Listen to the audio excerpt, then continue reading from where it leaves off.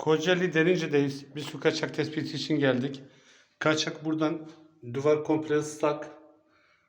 Burası yukarıdan gelme şüphesi de var. Burada arkasında havalandırma var. Biz bunu yaklaşık 2 saattir uğraşıyoruz. Saate de herhangi bir dönme yoktu.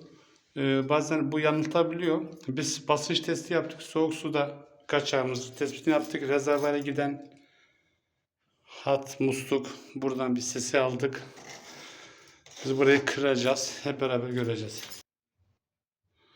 Burada tam dirsekten kaçırıyor. Kaynaktan.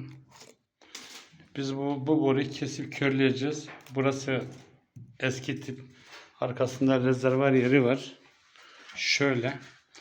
Bunu iptal edince zaten kullanmıyorlar. Bu şekilde bu sorunu çözmüş olduk. Sudan sebeplere profesyonel çözümler.